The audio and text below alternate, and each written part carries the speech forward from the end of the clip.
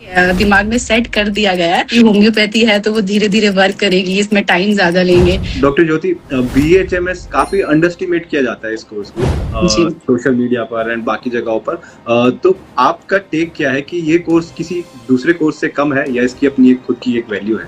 Actually BHMS जो है उसके बारे में अवेयरनेस बहुत कम है। मतलब इंस्टेड जब मैंने भी बीएचएमएस परस्यू किया था, मुझे बीएचएमएस के बारे में कुछ नहीं पता था। सोशल मीडिया पर भी कोई बीएचएमएस के बारे में ज्यादा अवेयरनेस नहीं थी, इसका कोर्स कितना है या लाइक आगे फ्यूचर अपॉर्चुनिटीज इसके बारे में क्या हो सकती है, कैसे ये पैथी वर्क करती है। इन एंड अराउंड जो भी देखा वो हमेशा होम्योपैथी के बारे में मिथ्स देखे। लाइक पीपल कहते हैं कि ये स्यूडो साइंस है, quacks and lot of things.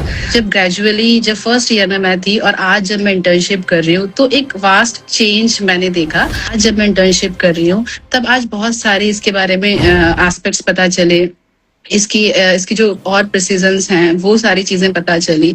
तो बस ये सारी चीजें हैं वो ग्रेजुअली पता चली विद द टाइम।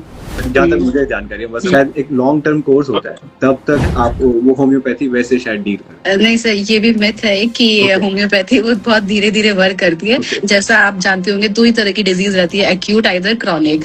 तो एक्यूट डिजीज का जो टाइम पीरियड रहता है वो शॉर्ट पीरियड रहता है। तो होम्योपैथी में ऐसा कहा जाता है कि जो डिजीज जितने कोर्स ऑफ ड्यूरेशन में आई, लाइक अगर वो शॉर्ट टाइम में आई तो वो जाएगी भी, या वो जब ट्रीट होगी, क्योर होगी, तो वो उसी शॉर्ट पीरियड ऑफ टाइम में होगी। अगर कोई क्रॉनिक डिजीज है तो क्रॉनिक डिजीज एक दिन में तो आई नहीं। लाइक अगर किसी को पाइल से डेवलप हुआ तो वो एक दिन में तो आया नहीं, वो विद द टाइम आया, 2 months 3 months 4 months। तो वो क्रॉनिक डिजीज जब है तो वो जब जाएगी, जब वो क्योर होगा तो उसका जो क्योर होगा वो भी 3 से 6 महीने 7 महीने इस तरीके से लेगा। अब एलोपैथी में भी बोला जाता है कि आपको 2 महीना या 3 महीना दवाई खानी ही पड़ेगी।